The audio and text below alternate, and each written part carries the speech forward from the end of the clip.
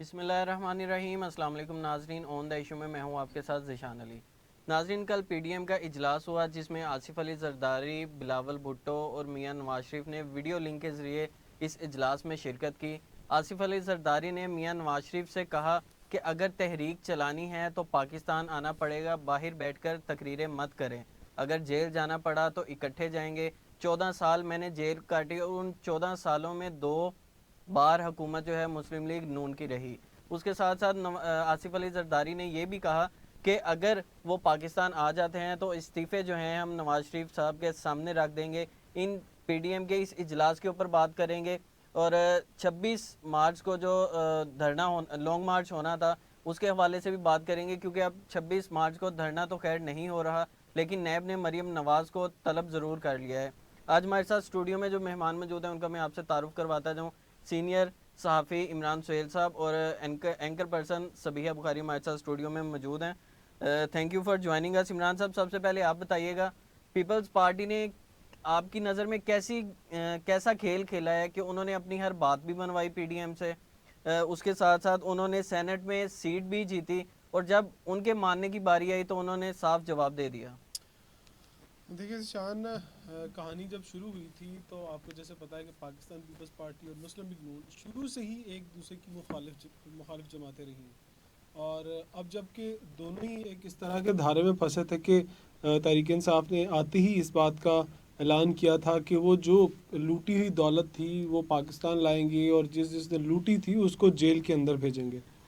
तो जब आगाज़ हुआ तो आपको पता है कि जब वो थे इक़्तिदार में मियां नवाज शरीफ साहब, उसी वक्त तहरीक इंसाफ ने एक कैंपेन शुरू की और फिर बहुत सारी चीज़ें आई। फिर जिस तरह से लीक्स होती रहीं इंटरनेशनल, उन लीक्स की बना पर इनको कटहरे में लाया गया और वो बिलाखिर सुप्रीम कोर्ट ने उसमें सज़ा दी नवाज़ शरीफ को, साबिक़ वज़ीर आज़म पाकिस्तान, और उसमें मरीम नवाज़ को भी सज़ा हुई, उसमें बहुत सारे लोगों को सज़ाएँ हुई।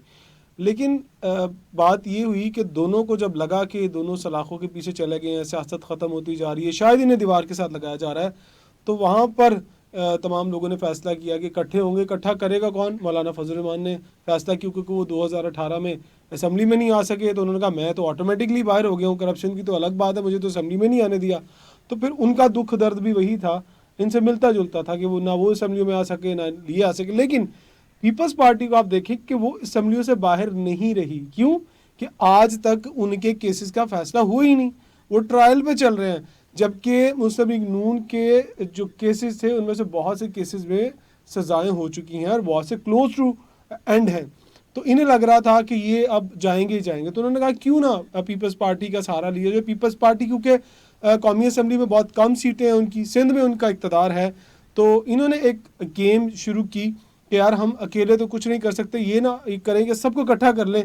और मौलाना को साथ में मोहरा बनाया गया, उनको कहा कि आप सदारत संभालें पीडीएम की। जब पीडीएम को वजूद में लाया गया तो उसके बाद पीपल्स पार्टी ने ये फ़ैसला कर लिया था कि उन्होंने अपना मैंडेट कैसे बढ़ाना है, क्योंकि मैंडेट बहुत लो नीचे जा चुका था।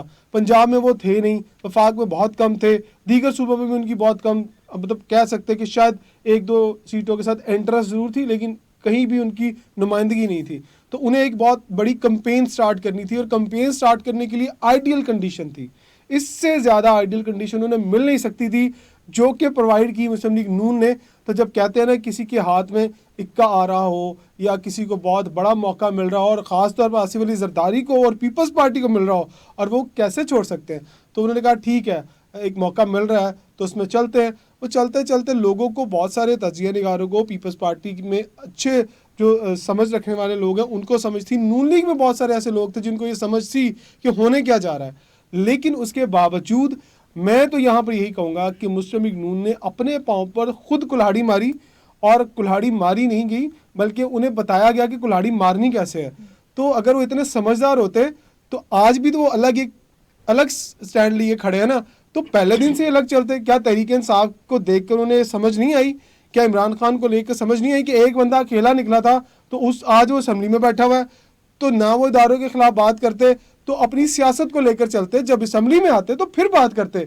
वो इक़्तिदार में रहे, अगर उन्होंने 1/3 मेजोरिटी से पिछली दफ़ा सीट्स लेने के बावजूद, इक़्तिदार लेने के बावजूद कुछ नहीं किया, अपने लिए कुछ नहीं कर सके, पार्लियामेंट के लिए कुछ नहीं कर सके। मंसूबे तो हर कोई बनाता है, अवाम के लिए काम ना करे फिर तो जूते ही पड़ने थे कि अवाम के लिए भी कुछ नहीं किया। तो बात ये थी कि जब वो पहले अब अकेले हुए ना, तो उन्हें पहले भी अकेले ही चलना चाहिए था। राइट भैया, आप क्या कहना चाहेंगी? मेरे ख्याल से लोगों को भी इस चीज़ का आइडिया था कि पाकिस्तान पीपल्स पार्टी की सिंध में हुकूमत है, वो कभी भी इस्तीफे नहीं देंगे। तो क्या आपको लगता है ये जो बाकी 9-10 जमातें जो पीडीएम का हिस्सा बनी, पीपल्स पार्टी को साथ उन्होंने मिलाया, क्या उन्हें इतना एतमाद था कि उनके कहने पे ये इस्तीफे दे देगी पीपल्स पार्टी? देखिए, as a student of journalist हम सब ये मैं ख़ुद भी जब हम लोग इस चीज़ को एनालाइज कर रहे थे या देख रहे थे कि पीडीएम का इत्तेहाद कायम हो गया है, सारी जमातें इकट्ठी हो गई हैं, तो यही बात होती थी कि ये इत्तेहाद किस किस्म का इत्तेहाद है, अपने मफादात की सियासत हो रही है और इससे कौन सी पार्टी क्या गेन करेगी। तो बहुत से जो एनालिस्ट हैं और जो भी जितना भी टेलीविज़न पे, मेन स्ट्रीम मीडिया पे इसके हवाले से डिस्कशंस होती थी और बाद में भी जो डिस्कशंस होती थी उसके अंदर पता था सबको कि पाकिस्तान पीपल्स पार्टी इस इत्तेहाद से बहुत कुछ गेन करेगी। मसला ये तब मुस्लिम लीग नून के लिए, क्योंकि इस वक्त वो अताब का शिकार हुए हुए हैं और उनकी ज़रूरत है पाकिस्तान पीपल्स पार्टी। इसी तरह मौलाना भी इस वक्त अताब का शिकार क्यों है मुस्लिम लीग नून? मुस्लिम लीग नून के ऊपर इस वक्त केसेस खुले हुए हैं। मियां नवाज शरीफ मुल्क से बाहर हैं, मरियम नवाज सरदारी पर भी खुले हैं, नैब फरियाल की, तालपुर पर भी केसेस नैब के चल रहे हैं। लेकिन जिस तरह से अभी मुस्लिम लीग नून पेशियां भुगत रही है, जिस तरह मुस्लिम लीग नून के जो रहनुमा है वो अभी नैब की हिरासत में गए हैं, इस तरह से पाकिस्तान पीपल्स पार्टी के साथ नहीं हो रहा बहरहाल। और दूसरा, पाकिस्तान पीपल्स पार्टी ने जब ये इत्तेहाद बना तो इससे पाकिस्तान पीपल्स पार्टी ने बहुत कुछ अचीव किया है। सेनेट में भी नशस्त निकाल ली है, दूसरा सिंध में भी उनकी हुकूमत है, पंजाब में भी उनकी नुमाइंदगी मौजूद है। तो पाकिस्तान मुस्लिम लीग नून को इस वक्त पाकिस्तान पीपल्स पार्टी की ज़रूरत है। मौलाना फजल रहमान को दोनों जमातों की ज़रूरत है। मौलाना का तो इसका कोई भी स्टेक मौजूद नहीं है, वो एक माजी का हिस्सा ही तकरीबन बनते हुए नजर आ रहे हैं। तो बहरहाल आपका सवाल तो मैं भूल गई हूँ, लेकिन ये था कि जो, अच्छा मैं दोबारा रिपीट कर देता हूँ। मेरा सवाल ये था जी कि क्या पीडीएम की बाकी जमातों को इस चीज़ का नहीं था इल्म? क्या वो इतनी पुरइत्माद थी कि उन्हें लगता था पाकिस्तान पीपल्स पार्टी इस्तीफे दे देगी जबकि सिंध में उनकी हुकूमत ये बात तो पहले भी हुई थी। इस्तीफों की जहाँ तक बात है, शुरुआत में भी जब ये बात हुई थी तो इसको मियां नवाज शरीफ की वापसी के साथ मशरूत किया गया था। और जब शुरू में भी, ज़ीशान आपको भी याद होगा, जब हम लोगों ने प्रोग्राम्स किए तो हम इसके हवाले से बात करते थे कि ये इसीलिए मशरूत किया गया है कि मियां नवाज शरीफ वापस आएंगे वतन और ना ही इस्तीफ़े देने पड़ेंगे, ना ही ये सिस्टम को डीरेल किया जाएगा। पाकिस्तान पीपल्स पार्टी कभी भी सिस्टम को इस तरह से इस्तीफ़े नहीं देगी और कभी असम्बलियों को ख़त्म नहीं कर, वो क्यों चाहेंगे ऐसा? 1985 में जब ये हुआ था तो मोहतरमा बेनज़ीर भुट्टो इसके ऊपर कई दफ़ा बात करती थी और पछताती थी कि जब उन्होंने इलेक्शंस में हिस्सा नहीं लिया और इस्तीफे दिए, तो ये उनकी सबसे बड़ी गलती थी। तो अब पाकिस्तान पीपल्स पार्टी सिंध में 2.5 साल बचे हुए हैं, सिंध में उनकी हुकूमत है, वो क्यों चाहेंगे कि उनकी हुकूमत खत्म हो जाए? तो ये एक बड़ी वजह है। तो मियां नवाज शरीफ समझती हैं स्पीहा, जिस तरह से आसिफ अली जरदारी ने सियासत के अपने कार्ड शो करवाए हैं, सेनेट में उन्होंने सीट भी जीत ली और मुस्लिम लीग नून की जब बारी आई, मुस्लिम लीग नून ने उनसे कोई डिमांड की कि हमने आपको सेनेट में जितवाया, अब आप हमारे साथ मिलकर इस्तीफे दें। जब इस्तीफे नहीं दिए तो आप क्या समझती हैं, क्या आसिफ अली जरदारी को उस तरह से सियासत आती है या मरियम नवाज इनकी सियासत समझ नहीं पाई? मरियम नवाज तो अभी बिल्कुल नहीं है सियासत में, वो तो शायद इस तरह समझ नहीं पाए, लेकिन मियां नवाज शरीफ इस चीज़ को समझते हैं। और मुस्लिम लीग नून के बहुत से, जैसे इमरान भी बात कर रहे थे कि मुस्लिम लीग नून के भी बहुत से मंझे हुए जो रहनुमा हैं, पुराने सियासतदान हैं, वो भी इस चीज़ को समझते थे कि पाकिस्तान पीपल्स पार्टी इससे अपना बहुत सारा फ़ायदा हासिल करेगी। तो पहले से ये बात तो मौजूद थी, लेकिन शायद मुस्लिम लीग नून को अब, इनको शायद पहले से ही मालूम था कि ये जो सूरत हाल है ये हमें किस तरफ लेके जा रही है। आखिर तक इसको रखा, शुरू में पीडीएम को मोमेंटम इस चीज़ पे बनाया गया कि हम इस्तीफे देंगे। मरियम नवाज कहा करती थी अपने जलसों में भी कि इस्तीफे जाके मुंह पे मारा हो, तो उनका यही था कि हुकूमत को घर भेजना है, इस्तीफे देने हैं ताकि री इलेक्शंस कराए जाएं। यही मोमेंटम बिल्ड किया गया था ना पीडीएम तहरीक का, लेकिन अब वहीं पे जाके जो हंडिया बीच चौराहे में फूट गई है। राइट। इमरान, आप बताइएगा कि जिस तरह पीपल्स पार्टी ने इस्तीफे देने से इनकार कर दिया, बाकी 9 जमातें पीडीएम की 9 जमातें तो कम से कम इकट्ठी है ना, वो इस्तीफे देने को तैयार हैं, तो क्या ये 9 जमातें मिलकर लॉन्ग मार्च नहीं कर सकती? अच्छा, आपके सवाल का जवाब मैं ऐसे दे देता हूँ। 249 कराची, फैसल वाडा साहब की सीट, क्योंकि वो सेनेटर बन गया, उन्होंने इस्तीफ़ा दे दिया है। तो आपके लिए बड़ी ख़बर ये है कि इलेक्शन कमीशन ने कागज़ात नामजदगी के लिए जब कॉल की तो पीडीएम के तमाम लोगों ने अपने अपने उम्मीदवार खड़े कर दिए हैं। तो अब आपने जो ये सवाल किया ना कि 9 लोग और 9 जमातें ये इकट्ठे होके तो ये लॉन्ग मार्च क्यों नहीं कर सकती, तो जब इलेक्शन आ रहा है कराची में और उसमें फैसल वाडा की खाली नशस्त के ऊपर इलेक्शन होने जा रहे हैं, तो आपके लिए ये बड़ी ख़बर होगी कि पाकिस्तान मुस्लिम लीग नून की जानिब से शहबाज शरीफ वहाँ इलेक्शन लड़ रहे हैं। वो वहाँ पर इलेक्शन लड़ रहे हैं, फैसल वाडा की जगह पे उनके पाकिस्तान तरीके इंसाफ का बंदा आ रहा है और पीपल्स पार्टी ने भी अपना एक मजबूत कैंडिडेट वहाँ पर खड़ा कर दिया है और मौलाना फजल रहमान ने भी अपना बहुत मजबूत कैंडिडेट वहाँ खड़ा किया है। तो आपको पीडीएम वाला सवाल तो यही ठप हो गया कि पीडीएम क्या कहते हैं ना पंजाबी में, क्या पिद्दी और क्या पिद्दी का शोरबा, वही वाली अच्छा बात होगी कि इमरान, एक बात आपने और भी मेरे जहन में आई कि वो जो अभी पीडीएम के इख्तलाफात से जो अभी कल 5 घंटे एक लंबा तवील इजलास चलता रहा, उसके अंदर एक बहुत ये भी बात की जा रही है कि जो आसिफ अली जरदारी की जानिब से इतना गुस्सा दिखाया गया, वो पहले भी, इससे पहले जो एक नशिस्त हुई थी उसके अंदर अवैस नूरानी की जानिब से जो है वो कमर जमान कायरा के आगे वो बोले और बड़ी सख्त जबान इस्तेमाल की गई। तो उस तरह के भी कुछ मामलात नजर आ रहे थे आसिफ अली जरदारी साहब को। तो ये बात की जा रही है कि का एक हुसन है, लेकिन वो कहा जा रहा था ना कि वीडियो लिंक के जरिए क्यों खिताब किया, आके क्यों नहीं बैठे। तो शायद पाकिस्तान पीपल्स पार्टी ये समझती थी कि अगर हम आके बैठे तो फिर तलखी ज्यादा मजीद बढ़ जाएगी, इसलिए वीडियो लिंक के जरिए खिताब किया। मेरे ख्याल से वो पीडीएम को इतना कुछ अहम समझते नहीं है पाकिस्तान हाँ। पीपल्स पार्टी, इसलिए उन्होंने आना भी मुनासिब नहीं समझा। बिल्कुल, तो अब वो एक ये पॉइंट भी इसके ऊपर उठाया जा रहा है। दूसरी बात ये है कि आसिफ अली जरदारी साहब और पाकिस्तान पीपल्स पार्टी ये समझती है कि सेनेट में यूसुफ रजा गिलानी जो हैं वो चेयरमैन सेनेट की नशिस्त के लिए खड़े होते, तो जो 8 वोट रिजेक्ट हुए हैं, जो 7 वोट गए हैं, बहरहाल वो पाकिस्तान मुस्लिम लीग नून के हैं और जानबूझ के ये रिजेक्ट किए गए हैं। तो एक गुस्सा वो भी है, वो भी ये समझते हैं कि पाकिस्तान मुस्लिम लीग भी अपने मफादात के लिए जुड़ी और पाकिस्तान मुस्लिम लीग को जहाँ पे नज़र आया कि पाकिस्तान पीपल्स पार्टी बहुत आगे जा रही है और हम शायद पीछे लगते जा रहे दीवार के साथ, तो वहाँ पाकिस्तान मुस्लिम लीग नून ने भी अपने पत्ते खेले हैं। तो शायद ज़्यादा गुस्से की ये वजह भी बनी है। राइट। इमरान, मौलाना फजलुर रहमान जिस तरह वो आए, प्रेस कॉन्फ्रेंस की, उन्होंने मुख्तसर सी बात करके डाइस छोड़कर चले गए, क्या कहना चाहेंगे उस पर? मरीम नवाज ने उन्हें रोकने की कोशिश भी की। अच्छा, इससे पहले मैं आपकी सवाल का जवाब दूं, मैं एक करेक्शन करना चाहता हूं अपनी वो बात जो मैंने पहले की थी। शहबाज शरीफ 2018 में इलेक्शन लड़े थे फैसल वाडा के साथ, वो बड़ा अच्छा मुकाबला हुआ था, लेकिन इस दफ़ा शहबाज शरीफ क्योंकि रुकने कौमी असम्बली है तो वो इलेक्शन उन्हें सीट छोड़नी पड़ेगी लड़ने के लिए, तो मिफ्ता इस्माइल को उन्होंने मौका दिया, सीट दी है। मिफ्ता इस्माइल है और हनेद मैंने करेक्शन इसलिए कर दी, कहते साफी का काम है कि अपनी खबर की तरदीद कर दे, तो मैंने तरदीद कर दी है, मेरा ये फर्ज बनता था। अच्छा, आप बताते आपकी कोई ब्रेकिंग या नहीं, मैंने जहाँ गलत था मैं ठीक हो गया। अच्छा, फजलुर रहमान के बारे में। अच्छा, मौलाना फजल रहमान, आपने कहा कि वो प्रेस कॉन्फ्रेंस छोड़ के चले गए।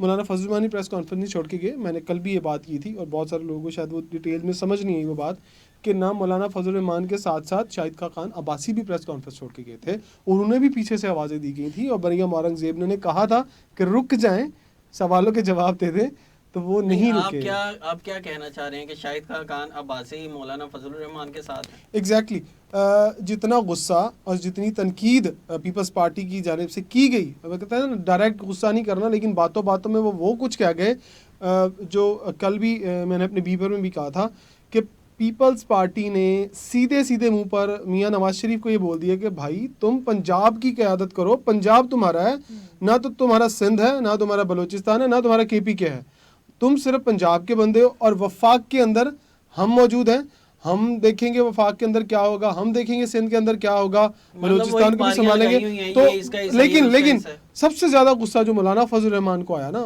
कि उनका तो जिक्र किया ही नहीं जरदारी ने कि वो कौन है, वो कहाँ स्टैंड करते, एक लफ्ज़ तक नहीं बोला मौलाना की खिदमात के ऊपर।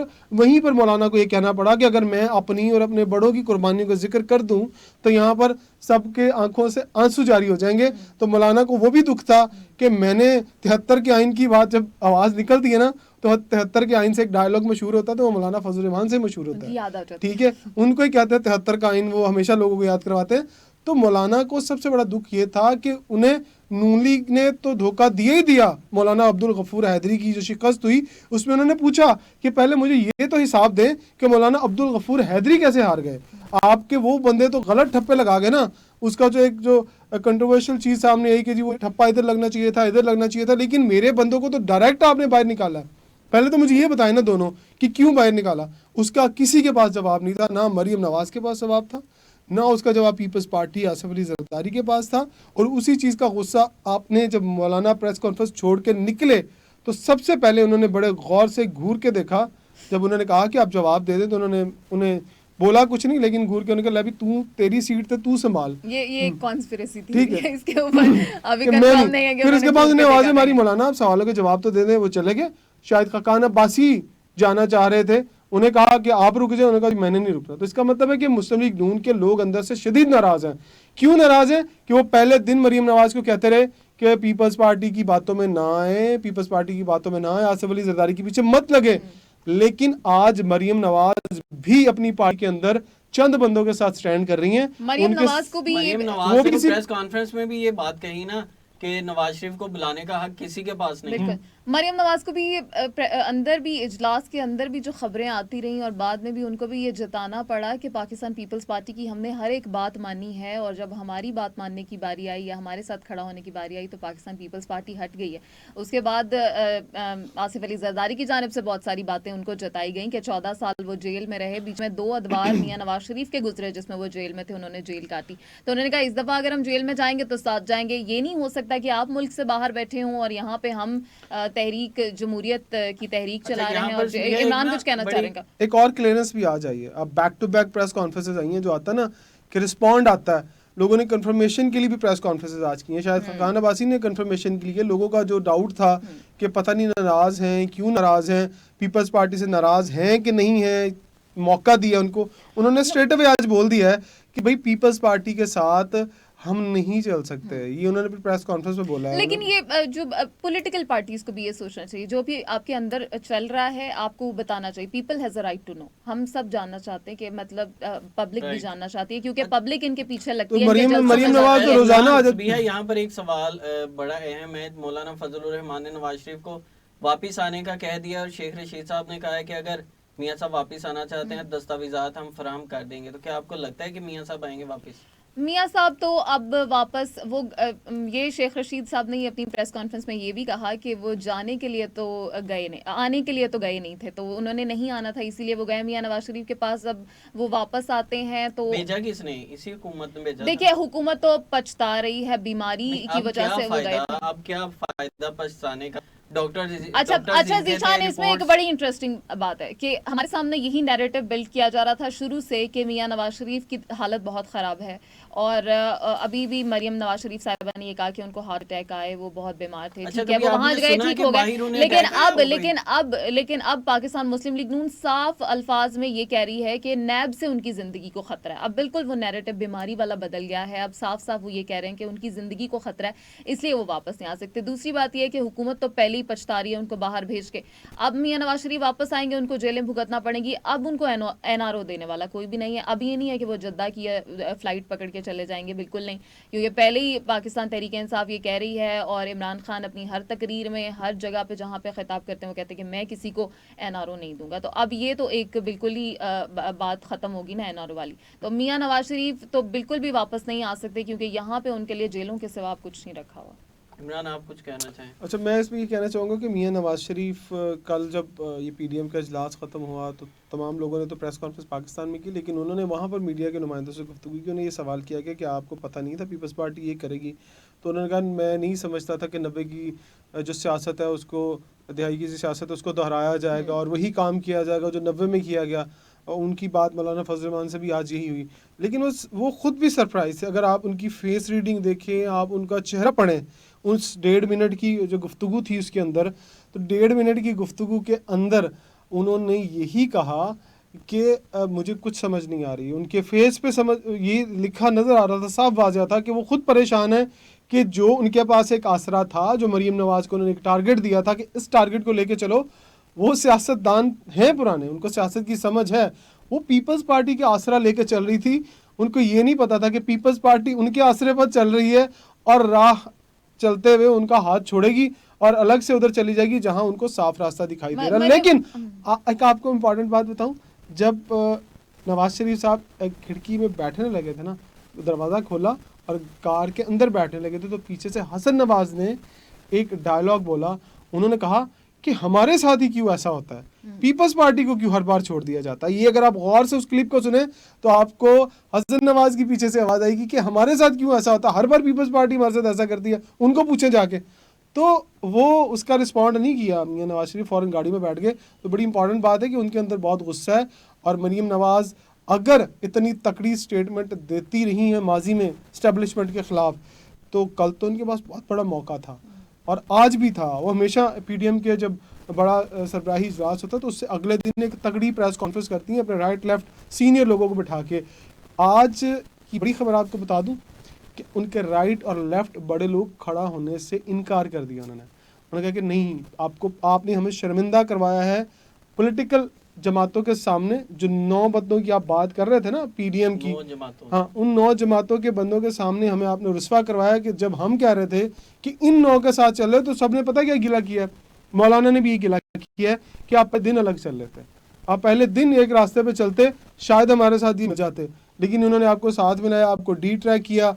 सबिया ने आपको पहले ही बताया कि उन्होंने अचीव किया, उन्होंने पॉलिटिकल जो ज़मीनी इंतखाबात में सीटें थी वो उन्होंने जीती, पीडीएम के लोगों ने वोट डाले और वो जीतने के बाद यूसुफ रज़ा गिलानी को उन्होंने जितवाया और वो सेनेट में बैठे हुए। अभी भी उनके पास एक चांस है।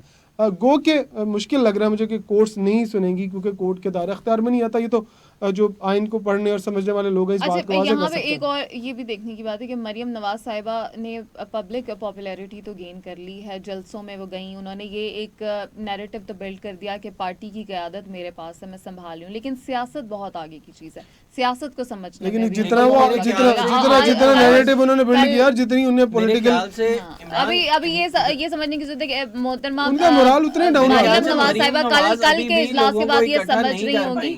नहीं, मैं थोड़ा सा नहीं, वो ठीक है, वो एक जो उन्होंने बनाया था ना, जल से जुलूस का लेना एक अलग बात है और सियासत बिल्कुल एक अलग चीज है। पीडीएम के ऊपर तो बहुत बात हो गई, जरा गवर्नमेंट की तरफ भी आ जाते हैं। मैं एक थोड़ी सी इस पे रिस्पॉन्ड करना चाहूँगा। थोड़ा सा इख्तलाफ इस बात पर है कि उन्होंने जो पार्टी को लेके उसकी जो लीडरशिप का मुजाहरा किया कि वो लीडर है पार्टी की। पहली बात तो अगर वो लीडर होती तो उनके राइट लेफ्ट पे साद रफीक खड़े होते, उनके साइड पे चौधरी निसार खड़े होते, ख्वाजा आसिफ खड़े होते, और सबसे बड़ी बात शहबाज शरीफ खड़े होते।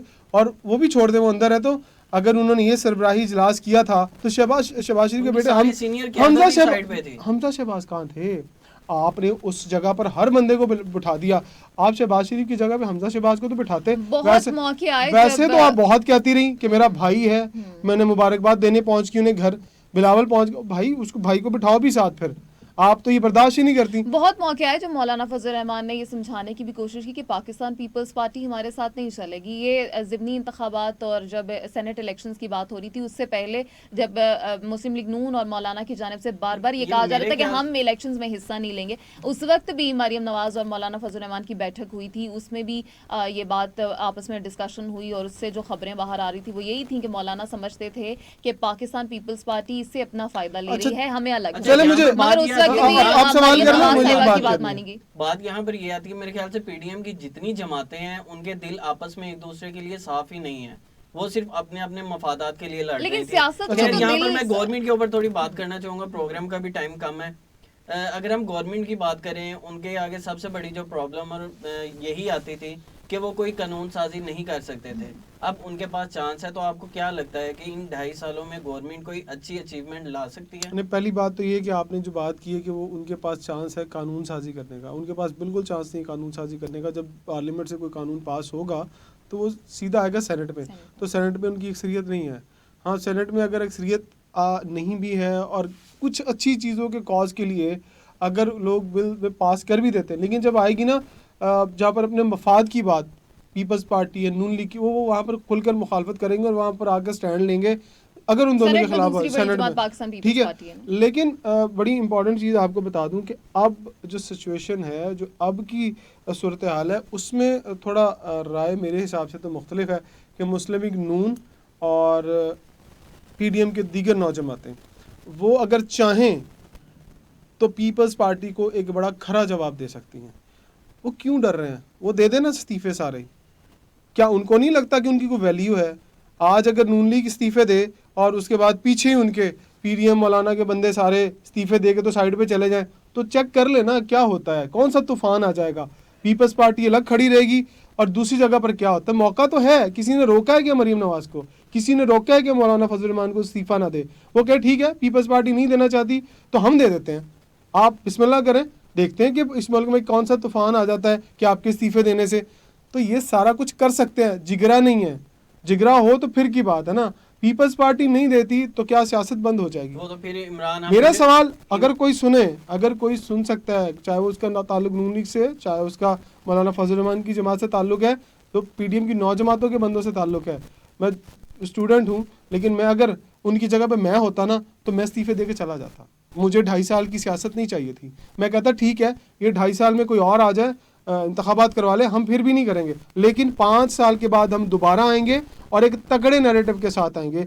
तो देखें आज अगर ये कर लेना तो 5 साल के बाद इन्हें कोई हरा के दिखा दे। मेरा बात फिर वो इस्तीफों पे चलेगी। मेरा सवाल ये था, क्या चेयरमैन सेनेट और डिप्टी चेयरमैन होने, गवर्नमेंट का होने पे, मैंने आपको उसका जवाब मैंने सबसे पहले दिया था। कितना फायदा होगा? देखो फायदा इतना ही है कि आप क्या, जैसे आप कहते हैं ना कि वज़ीर आज़म नवाज इमरान खान जो है वो डमी वज़ीर आज़म है, उनके पास है कोई नहीं, उनके पास पावर नहीं है, वो बिल पास नहीं करवा सकते।